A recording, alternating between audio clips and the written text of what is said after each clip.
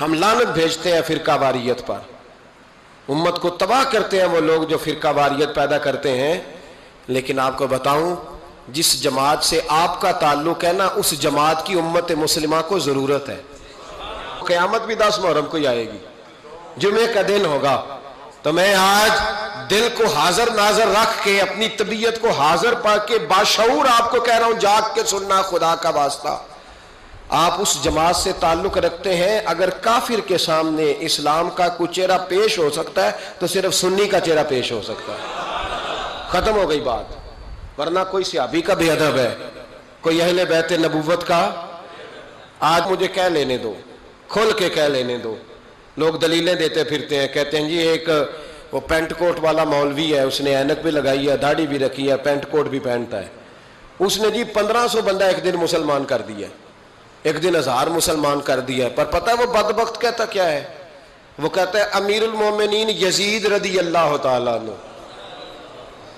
میں کیا کروں اس کے 1500 مسلمان کو یا 2000 اس کے کلمہ، اور وہ جی بڑی دلیلیں دیتا ہے. وہ دلیلیں سنبھال کے رکھے، وہ دلیلیں جو جی بڑے لوگ اس کے ساتھ ہوتے ہیں. تو کربلا کے موقع پر زیادہ لوگ یزید کے ساتھ تھے، زیادہ لوگ. ہم کثرت کے قائل نہیں، ہم حق کے قائل ہیں. ہم اب چھوڑ دو بات، دلائل کی طرف آؤ. عجیب تماشا ہے. اور ایک مولوی صاحب اس کی حمایت کر رہے تھے، کہتے نہیں بندہ ٹھیک ہے، وہ بھول گیا تھا، اصل میں قصور عبید اللہ ابن زیاد کا تھا، اصل میں غلطی عمر بن سعد کی تھی، تو یزید کو زیادہ الزام نہیں دینا چاہیے. میں نے کہا بڑی تمہاری قریبی رشتہ داری ہے یزید کے ساتھ، تو اللہ سے دعا کیوں نہیں مانگتے کہ تمہارا حشر یزید کے ساتھ کرے؟ مانگنی چاہیے نا دعا. کیا خیال ہے آپ کا؟ ہم الحمدللہ جمعے والے دن مسجد میں بیٹھ کے دعا کرتے ہیں، یا اللہ ہمارا حشر امام حسین کے غلاموں میں کرنا. تو بھی کرنا، جرت کر، جرت. ہماری جرت دیکھ، ہم یہ نہیں کہتے ان کے ساتھ کر، ہم کہتے ہیں یا اللہ ہمارا حشر ان کے. ہماری جرت دیکھو، ہم ان کے غلاموں میں، قدموں میں، نوکروں میں بیٹھنے کو دعا مانگ رہے ہیں، یا اللہ ہمارا ان کے غلاموں میں، غلاموں کے. تو بھی جرت کر دلیری، کر جرت، کہ یا اللہ میرا حشر یزید کے ساتھ کر دلیری. اگر اتنا ہی اچھا تھا تو بے شرمو اتنا ظلم نہ کرو، اتنی زیادتی، اتنا ظلم نہ کرو. یہ ظلم ہے. امام حسین جمعے والے دن خطبہ پڑھنے لگے، جمعے سے پہلے امام حسین نے خطبہ پڑھا، اور آپ نے ایک جملہ کہا جو ہمیشہ یاد رکھا جائے گا. آپ نے فرمایا یزید کو جا کے بتا دو کہ مجھ جیسا تجھ جیسے کی بیعت نہیں کر سکتا. او کیا فکرہ ہے امام علی مقام کا. فرمانے لگے مجھ جیسا تجھ جیسے کی بیعت. اور آپ فرمانے لگے بتاؤ اس وقت پوری دنیا میں کوئی نبی کا نواسہ موجود ہے میرے سوا؟ حضرت آدم سے لے کر مصطفیٰ کریم تک اس وقت پوری دنیا میں کوئی نبی کا نواسہ ہے؟ اور فرمایا اگر میں ہی ہوں پوری کائنات میں. لوگ کہتے ہیں فلانا علامہ صاحب کی تبلیغ بڑی ہے.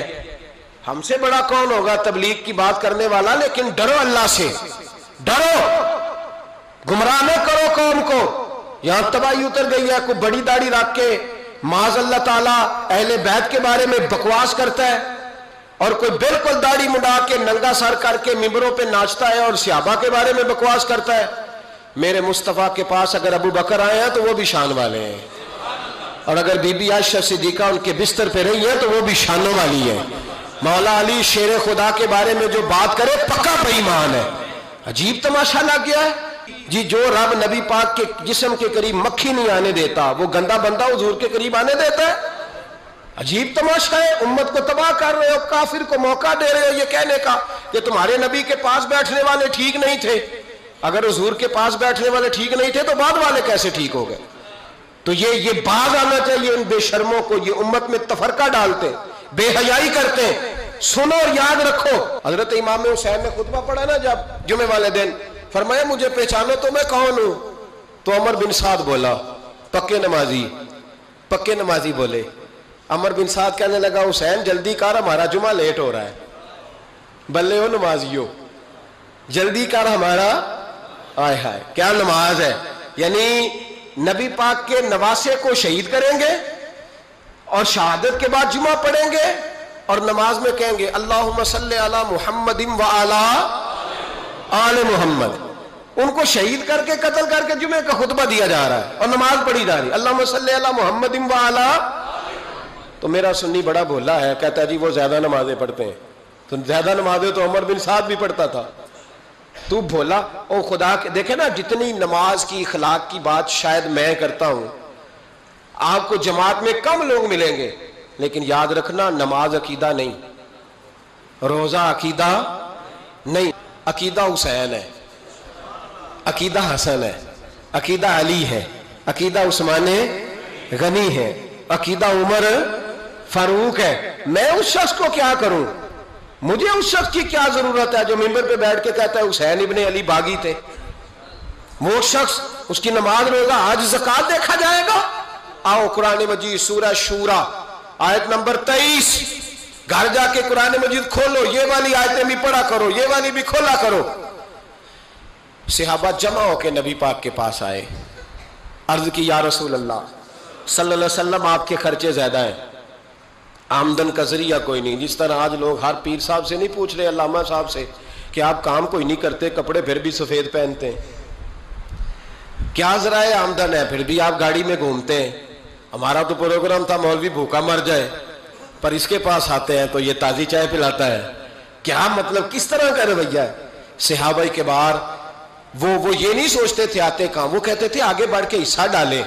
وہ سارے آگے بڑھے، کہا یا رسول اللہ صلی اللہ علیہ وسلم اخراجات زیادہ ہیں، ذرائع آمدن بظاہر کوئی نہیں. نذرانوں پہ اعتراض نہ کیا کرو، نذرانہ دینا نبی پاک کی سنت ہے، نذرانہ قبول کر لینا نبی پاک کی، بولو، حضور کی سنت ہے. تو صحابہ جمع ہو کے آئے، ایک جگہ پہ میٹنگ کی، کہا تھوڑے سے پیسے ہر مہینے پیش کریں گے. تو حضور سے بات کون کرے گا پیسوں کی؟ کہا ہم نے نہیں کرنی، نبی پاک کے چچا جناب عباس کریں گے. حضرت عباس رضی اللہ تعالیٰ عنہ کے ذمے لگایا گیا. جناب عباس آئے، حضرت عباس رضی اللہ تعالیٰ عنہ پیسے لے کے آئے، اور سیانے بندے تھے، انہوں نے بڑی سمجھداری والی، عقل مندی والی بات چھیڑی.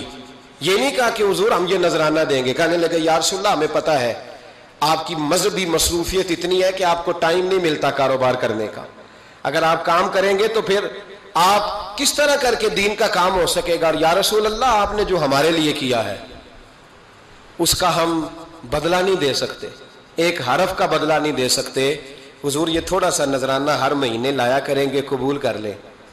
نبی پاک کے سامنے رکھا ہی تھا کہ اللہ کا قرآن بول پڑا، کا کل لا اسألکم علیہ اجرا.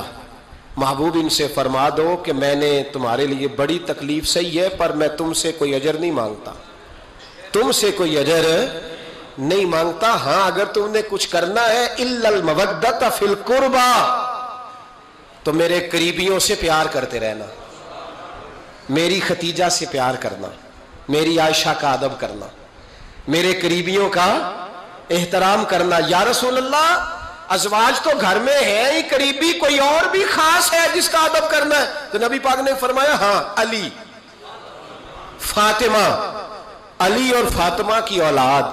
فرمایا ان کا ادب کرتے رہنا، اس کا مطلب یہ ہوگا کہ تم نے میرے ساتھ بڑا ہی اچھا سلوک کیا ہے. کہا ان کا ادب کرنا، جناب علی، سیدہ فاطمہ، اور دونوں کی ان کا ادب کرنا فرائض دین، اہل بیت کا ادب کرنا فرائض